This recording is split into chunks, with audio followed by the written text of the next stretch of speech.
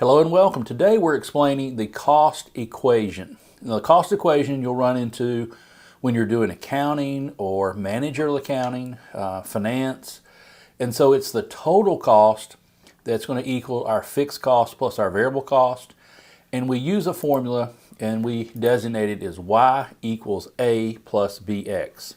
And y is our total cost, a is the fixed cost portion, bx is the variable cost, so b is the variable cost per unit, and x is the number of units. Now we run into this using scatter plots, the high-low method, regression. This is our cost equation.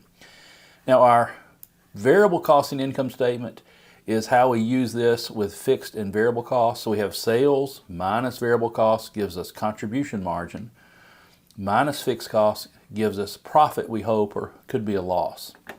Let's do a quick example to make sure you understand how this works. Let's say we have Jones Company.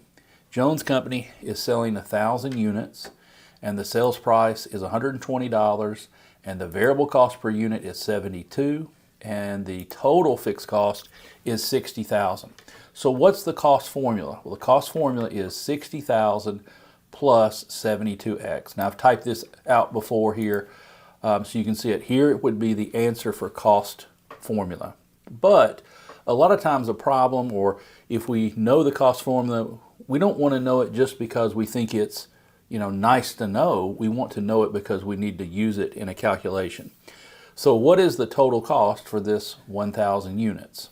Well, we're going to take the 60,000 plus, start my brackets here, 72 times 1,000, and if we multiply that together, then our cost formula says our total cost is 1,000 for 1,000 units is $132,000. So this is in dollars, 132,000. Now let's do it on an income statement, and let's also figure out if that's really the correct answer.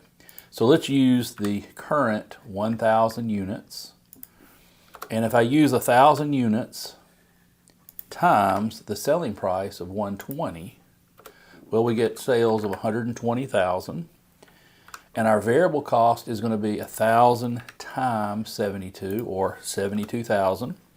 We're going to subtract that out, 120 minus 72, and you see on the side I've already done the formula where I'm adding up the total fixed and the total variable. So what's our fixed cost? Our fixed cost is 60,000. So what kind of profit do we have? 48 minus 60. This is what we really care about. We don't care just about the total cost. We care, are we making a profit? Is that going to be sufficient revenue to cover those fixed costs, or those total costs, fixed and variable? So we're not making a profit. So we might go back and say, well, hey, what if we produce and sell 1,500? Everything's built on a formula, so our total costs go up to 168, but that's enough to cover our cost because we end up with a profit of 12,000. So that's how you do the cost formula type of problem in managerial accounting.